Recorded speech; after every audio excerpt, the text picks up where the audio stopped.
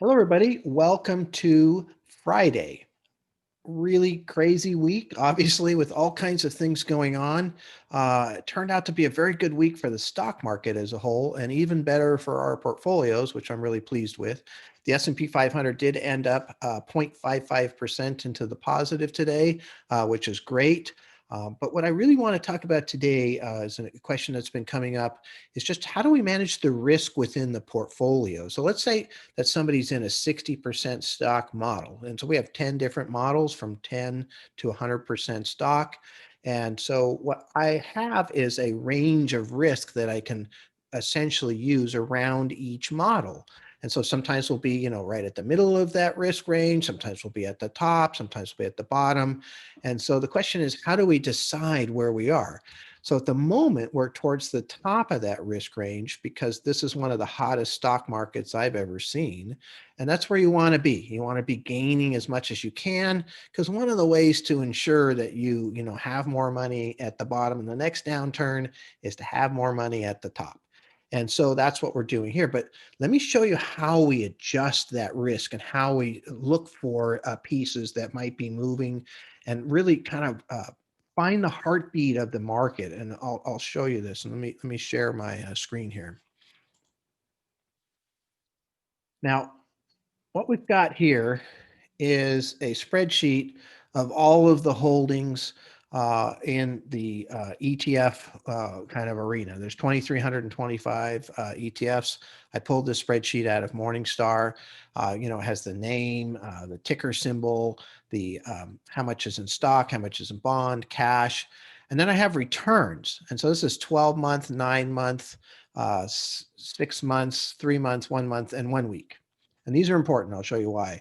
And then I have two risk measures, standard deviation and how much the uh, ETF fell in the last year when the market went down. And then I have the actual downturn. So here's the February, March downturn, the June downturn, the September, and the October. And so all of these factor into this. But one of the strategies I use, for example, is I'll go in here and I'll say, okay, show me the highest to lowest rate of return for the last 12 months. And I will take a look at the top five here. All right. So this is clean energy, genomic revolution, clean energy, and next generation internet. Okay. And so I will put those five onto the spreadsheet. And every piece that I pull across here will get 3% in my little guide. Now, this is not the actual portfolio. What this is a guide for me to create the portfolio. And so then I'll go to the next time frame and I will sort that from highest to lowest and I'll pull those top five. And so there's 6 time frames, right? Times 5, that's 30. So each piece gets 30%. So that's 90% of this hypothetical portfolio. So if I have different slices, and so I can slice the standard deviation at different places. And so here's one, fairly high risk slice that just again is a guide for me. And I color code these. So you can see this Invesco Solar was actually in there 5 out of the 6 times. So it gets a 15% weighting. And you can see, clean energy is dominant. I mean, this is again, all of the ETFs, all of these are clean energy pieces. That's why it's doing so well. Then we've got these ARC components here, genomic revolution, which we own, innovation, which we own, et cetera.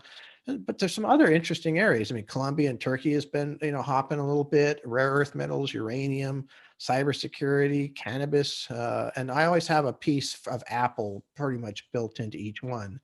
But I slice these at different risk levels. So here's a lower risk level, kind of similar. Here's a lower risk level. Now you can see clean energy drops back, ARC jumps forward. There's some battery technology.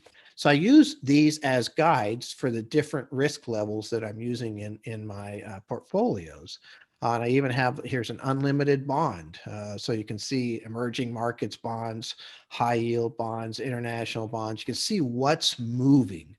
So to answer the question of how we're going to adjust the portfolios, we look at what the market is telling us. So if all of a sudden in the 1 week period, you start to see all kinds of bonds being at the very top because the stock market is falling, or you start to see some inverse positions that go the opposite direction of the market, we'll start to see those in our guidepost portfolios. So there might be a big chunk of bond in here because that's starting to happen 1 week, 1 month, 3 months.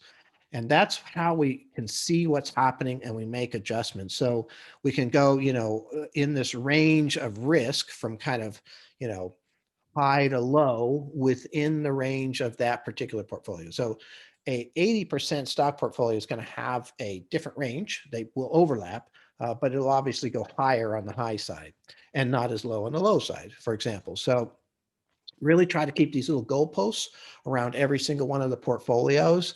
And that's worked really well, gives us some flexibility, to kind of get a little bit more aggressive when things are doing well and a little bit more conservative when things aren't.